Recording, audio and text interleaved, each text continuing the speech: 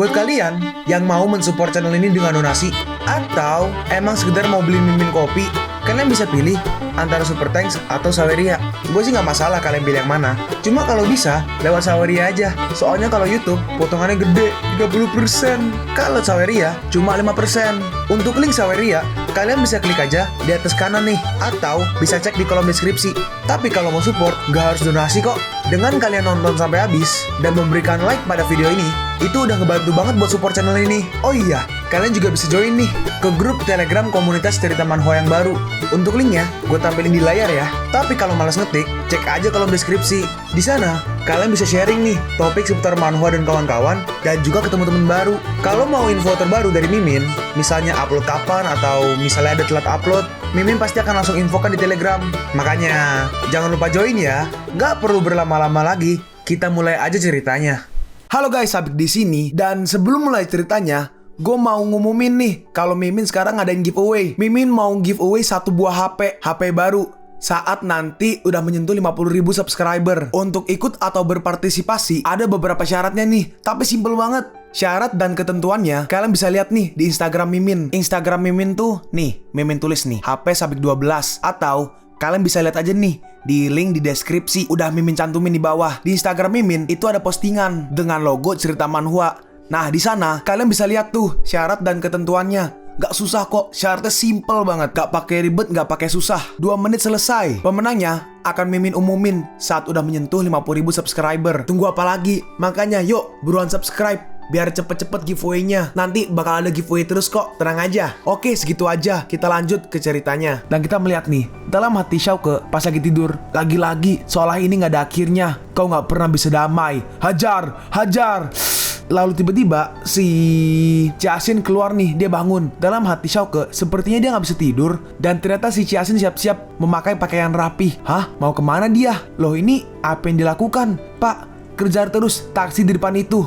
Dan akhirnya berhenti, dia sampai di sebuah perusahaan. Sial, kenapa kesini? Kita lihat nih, si supir taksi juga nangis. Sabar tuan.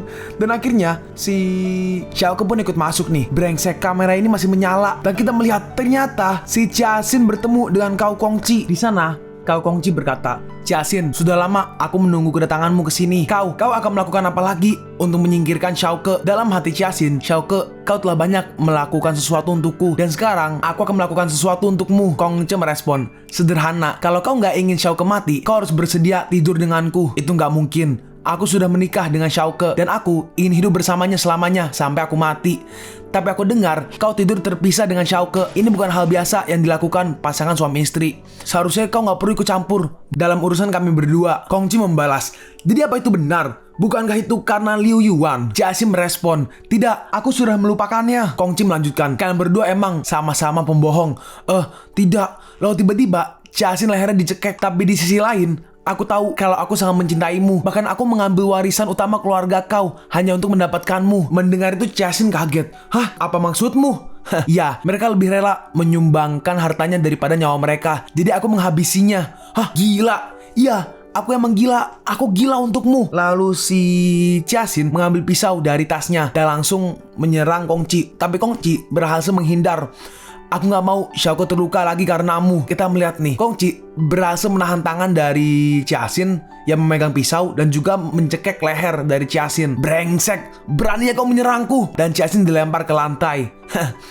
Kau telah datang ke kandang harimau, jadi jangan salahkan aku jika aku bersikap kasar. Lalu tiba-tiba ada yang menendang Kongqi, dan ternyata itu Xiaoke. Dan Kongqi pun langsung terhempas ke meja. Suamiku, kau, jika aku gak bisa mendapatkannya, kau juga gak boleh memilikinya. Kita melihat nih, Kongqi mengambil pistol dan langsung menembak ke arah si Jiaxin. Tapi Xiaoke langsung maju ke depannya untuk melindunginya. Dan tembakannya kena nih ke tangannya dari Xiaoke. Suamiku, jangan coba-coba untuk menyakiti wanitaku. Hey, brengsek, apa kau masih yakin kau bisa selamat, hah? Dragon, Tiger, Leopard, mereka semua gak bisa membunuhmu. Tapi kali ini kau gak akan selamat. Aku sih iya, karena aku yakin gak ada peluru di pistolmu. Lalu si Kongqi menembak, dan tembakannya ternyata ada pelurunya dan mengenai Xiaoke.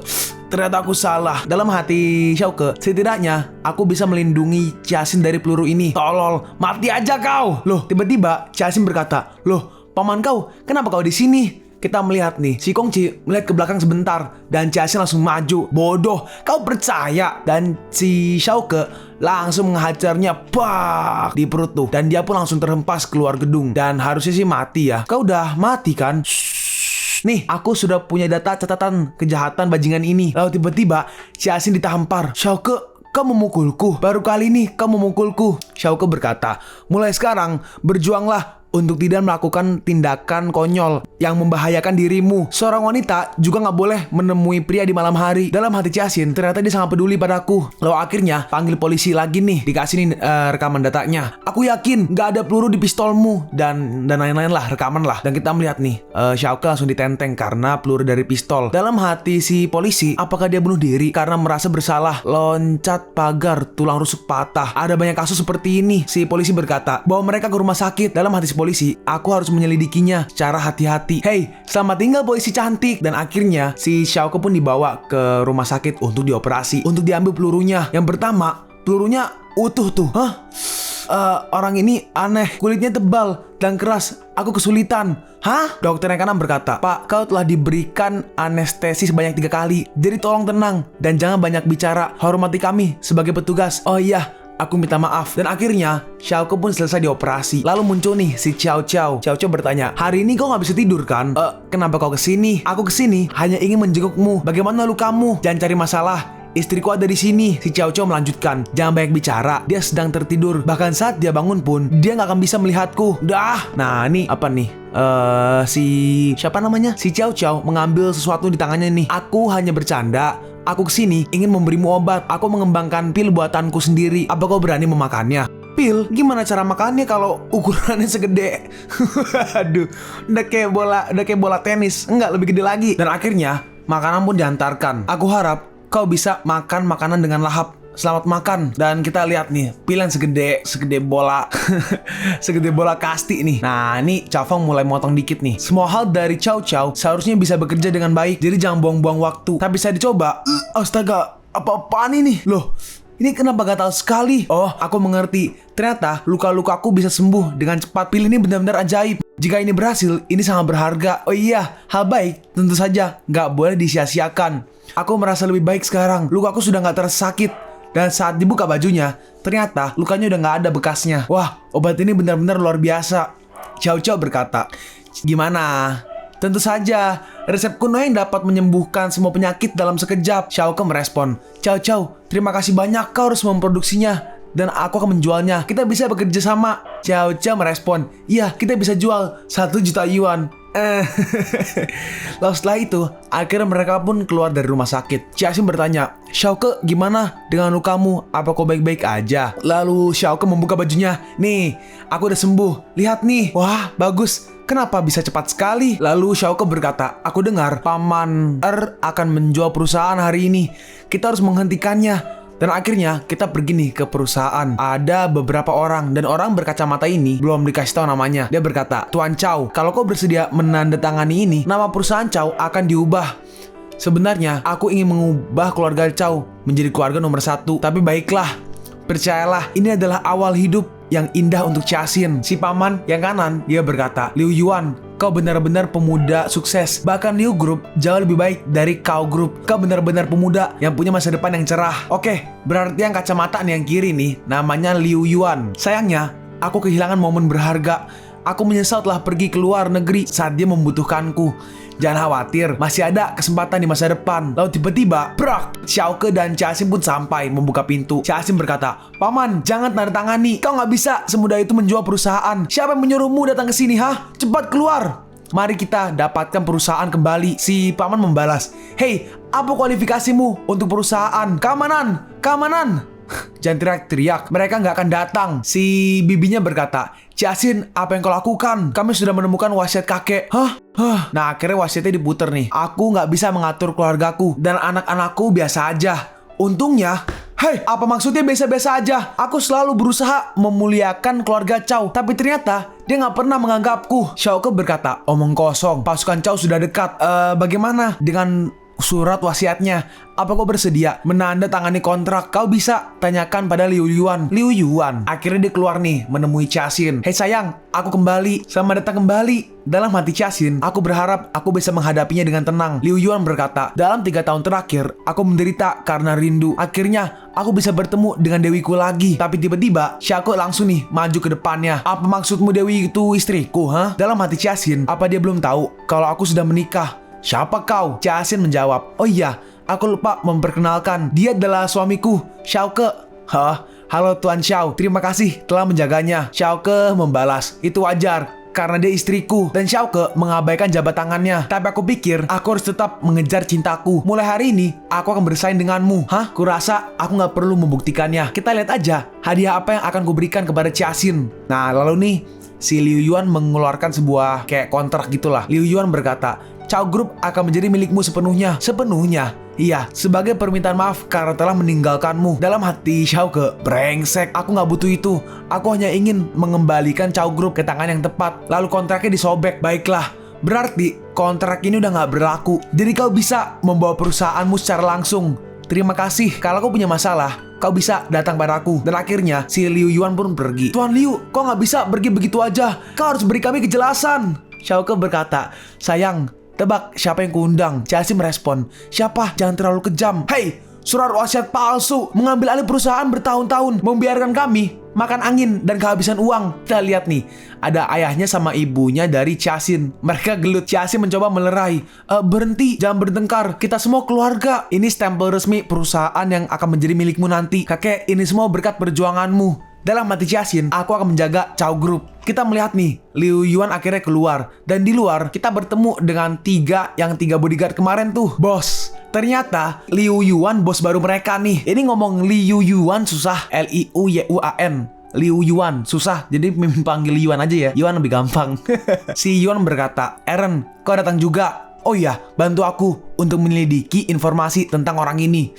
Saat dilihat, apa maksudmu adalah Xiaoko? Kemanapun aku pergi, kenapa aku selalu berurusan dengan orang ini? Yuan bertanya, apa kau mengenalnya? Dia menjawab, bahkan lebih dari itu. Kita melihat nih, datang nih seorang pekerja wanita. Dia berkata, perusahaan kain telah dijual, 12 studio desain juga telah dihentikan, aset utama garment juga hilang 2 tahun lalu, barang anti kakek juga berubah menjadi barang palsu. Dalam hati Xiaoko, gak heran hanya tersisa kekayaan 50 juta.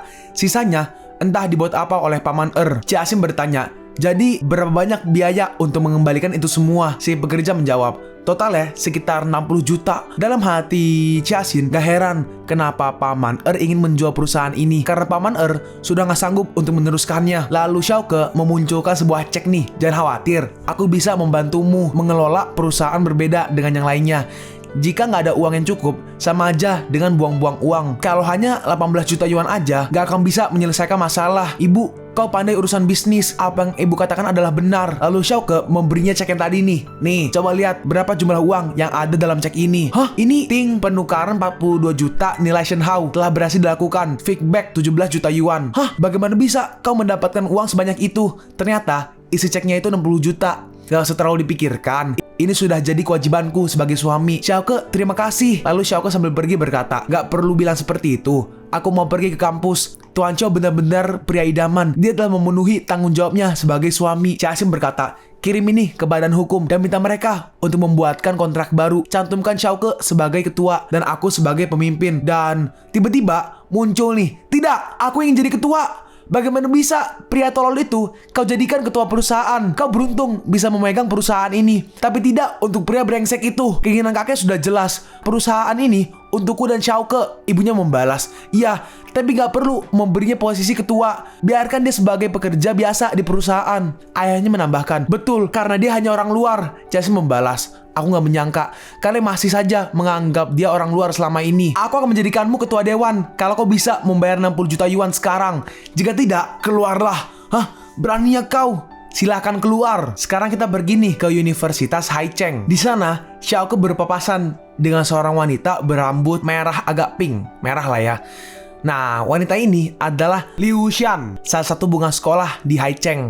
Liu Xian berjalan ke depan dari Xiaoko dan sengaja menabrak Xiaoko dan pura-pura terjatuh. Loh, kau kenapa? Xiaoke, aku merasa sedikit gak enak badan. Yaudah, biarkan aku membantumu mengantarmu pulang untuk beristirahat. BTW, kau pacar kau Feng kan? Dia, aku rasa nggak perlu membahas itu. Baiklah. Dalam hati Xiaoke, aku juga nggak peduli soal itu. Mereka pun pergi ke apartemen Wang Wang. Liu Xian berkata, ya kan? Liu Xian berkata, aku tinggal di kamar nomor 606. Astaga. Terus akhirnya gua tunjukin aja ya, nggak gua sebut. Xiaoke berkata, maaf, aku nggak bermaksud. Xiaoke nggak semalu-malu, aku nggak keberatan. Dengan cepat Xiaoke pun duduk. Maaf, aku hanya bercanda. Xiaoke, apa kau mau minum kopi? Xiaoke bertanya, apa kau merasa sudah enak badan? Lalu tiba-tiba, astaga, iya, aku lupa kalau sedang sakit. Dan itu, kopinya ditumpahin. Aduh, maafkan aku, celanamu kotor. Sini, aku bantu bersihkan. Tapi tangannya langsung ditahan oleh Xiaoke. Di mana kamar mandi? Aku akan membersihkannya sendiri. Dan Xiaoke pun pergi ke kamar mandi. Memalukan. Trik apa lagi yang akan Liu mainkan sebentar lagi? Tiba-tiba dia masuk. Liu, apa yang akan kau lakukan? Tolong tahan diri. Liu, handukmu jatuh. Xiaoke, apa kau sudah siap? Tolong! Tenang. Itu kalau volume yang aku kecilin tuh, itu kuping lu pada budek. Lalu orang-orang mulai datang nih. Itu, di kamar mandi. Cepat, dobrak pintunya. Dalam hati Xiaoke, aku mengerti. Ternyata, dia emang sengaja melakukannya. Lalu pintunya dibuka nih. Ternyata ada kalau nggak salah yang kuning tuh Fangke, terus yang rambut merah yang kanan tuh Chiachang, sama yang kiri namanya belum dikasih tahu, cuma si rambut belah tengah tuh. Fangke berkata, Xiaoke, mau kemana kau? Ralat Fengke berkata, Xiaoke, mau kemana kau? Tapi saat dilihat, loh, di mana orang itu? Itu di sana, mereka kabur. Ternyata Xiaoke kabur lewat jendela. Tapi si Liu juga udah nggak ada nih. Kayaknya dibawa oleh Xiaoke. Hei, cepat kejar, jangan biarkan dia bawa kabur wanitaku. Xiaoke, aku akan balas dendam atas pembunuhan saudaraku. Kita melihat nih, Xiaoke pakai kayak cape merah, udah kayak Superman tuh. Terus si siapa namanya? Si Liu dibawa. Gak semudah itu kau menipuku. Hei, Xiaoke, kau mau bawa aku kemana? Hei, aku tahu kemana aku akan pergi. Dan mereka pergi nih ke sebuah menara yang tinggi. Dan si Liu di drop off. Itu pantas gue dapatkan karena ulahmu. Ini tinggi, aduh, dingin sekali. Xiaoke, aku salah. Ibu, aku ingin pulang. Dan Xiaoke pun turun meninggalkannya. Di bawah, kita melihat nih, ada seorang kakek-kakek yang tepar. Nggak pingsan sih kayaknya, nggak tahu. Tepar di tengah jalan lah. Dan orang-orang mengurumuni. Dan Xiaoke melihatnya. Kakek itu jatuh. Apa aku harus membantunya? Periksa keseimbangan. Keseimbangan. Ini translatornya keseimbangan tuh balance. Kalau bahasa Inggris tuh balance tuh kayak saldo sisa sekian. Nah, itu balance kalau bahasa Inggris. Cuma mungkin karena translate-nya pakai Google Translate, jadi tulisnya keseimbangan. Jadi balance atau sisa saldo, ini sisa saldo Shenhao 17,01 juta. Oke, jangan buang-buang waktu lagi. Kakek, aku datang. Dan Xiaoke pun langsung turun. Apa kau baik-baik aja, kek? Hei tuh, siapa pria yang membantunya ini? Superman datang. Apakah kau Wei? Siapa? Bukan. Kita baru aja bertemu. Bagaimana keadaanmu? Si kakek menjawab, lumpuhku kambuh dan kau memukul perutku. Perut? Oh iya, maaf, aku nggak sengaja. Kakinya nih. Akhirnya aku telah sampai di akhir hidupku. Kek, seharusnya hidupmu masih panjang. Aku akan membawamu ke rumah sakit. Si kakek merespon, anak muda jangan repot-repot.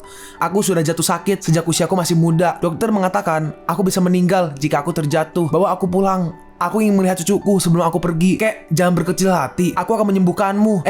Ciao. Ini masalah nyawa. Tolong jual Xiaotan kepada aku lagi. Xiaotan tuh yang obat segede bola kasti itu loh. Ciao merespon, kalian belum saling mengenal, tapi kau sudah mengkhawatirkannya. Jangan kau jadikan orang lain sebagai percobaan obat Xiaotanku. Jika aku nggak memberikannya, kakek ini bisa mati. Pembelian 1 juta, balance 16 juta atau tersisa 16 juta, reward 22 juta. Saldo balance nih, balance-nya saldonya 38,01 juta. Kenapa rewardnya besar sekali? Kek, makanlah obat ini dan kau akan langsung bisa berdiri dan melompat. Melihat itu, kakeknya kaget. Apa kau ingin membunuhku dengan obat sebesar ini? Lalu akhirnya dipaksa makan sama Xiaoke, tapi ini efektif. Makanlah. Minum, cepat, aku tersedak. Tapi tiba-tiba, ya Tuhan, dia bisa berdiri. Superman luar biasa. Berdiri? Pinggang dan kakiku gak sakit lagi. Mencoba melompat dan ini gak masalah. Anak muda, siapa namamu? Aku bersedia membayarmu. Lalu polisi datang nih. Orang yang kiri berkata, petugas, itu orangnya yang telanjang berjubah belakang. Dalam hati Xiaoke, aku telanjang. Enggak, aku pakai celana dalam.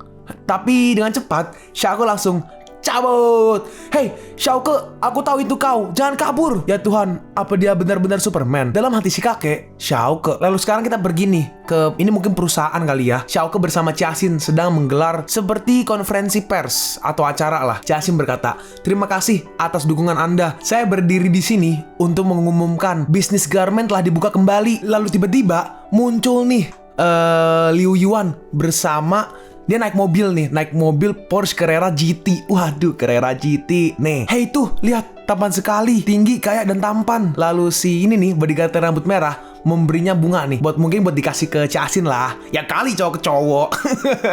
Bos, kau pasti berhasil. Liu Yuan merespon, kau harus menyaksikannya sebentar lagi. Lalu si Liu Yuan pergi menghampiri Jiaxin. Jiaxin, opening yang bagus. Dan ternyata bunga sama mobil tadi, Carrera GT, mau diberikan ke Jiaxin. Kalian pun sampai di penghujung video ini.